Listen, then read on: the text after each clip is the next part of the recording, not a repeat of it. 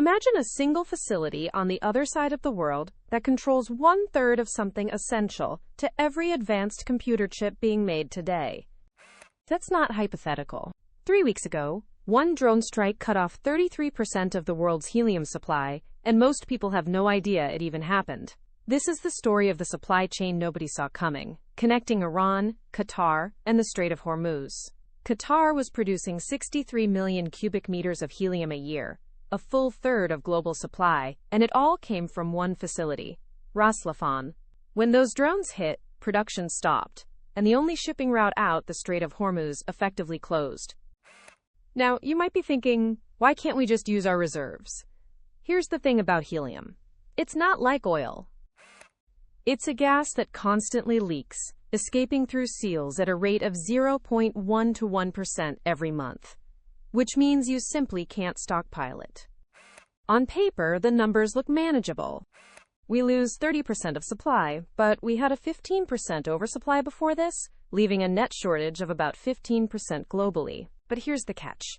That cushion doesn't exist where you need it. It's sitting in some of the world's only 2,000 cryogenic containers, on cargo ships that are now stuck at sea. This isn't just a price spike. It's a genuine supply crisis that could last for months. The real question isn't whether there's a shortage. The real question is, who's going to feel it first? To understand who gets hurt first, we have to talk about why helium isn't optional. It's the precision tool that makes AI chips possible.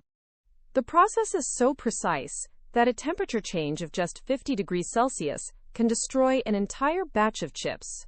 Manufacturers perform hundreds of etching steps on each wafer, and every single one has to be perfect. Helium is the key, because its incredible thermal conductivity keeps the wafer's temperature stable during this intense process.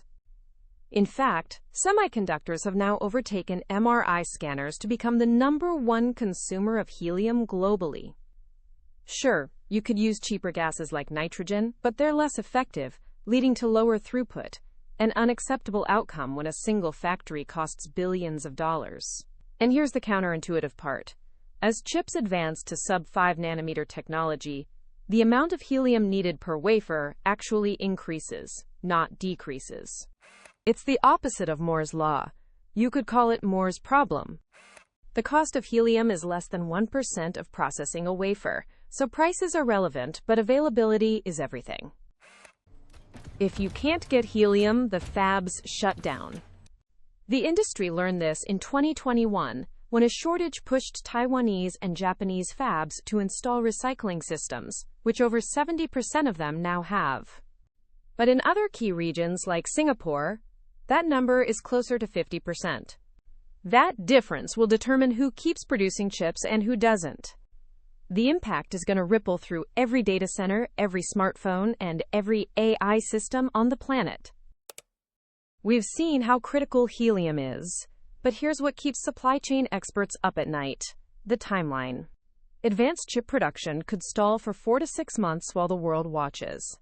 Chipmakers have about 6 months of inventory, but it's already being consumed, and within weeks, suppliers will invoke force majeure and begin rationing. When that happens, an allocation hierarchy kicks in. Life-saving medical applications like MRIs get priority, then economically critical semiconductors, then industrial uses, and finally, everything else. But even within semiconductors, there's a pecking order. Chipmakers will prioritize high-margin products like AI chips, while consumer electronics and automotive chips face potential shortages. The regions on the front line of this crisis will be Japan, Taiwan, South Korea, and Singapore, which are completely dependent on these shipments. And the timeline is unforgiving. Even if the conflict ended today, it would take at least 2 more months just to reposition the transport containers that are stuck at sea. We are looking at a minimum 4 to 6 month disruption, best case scenario.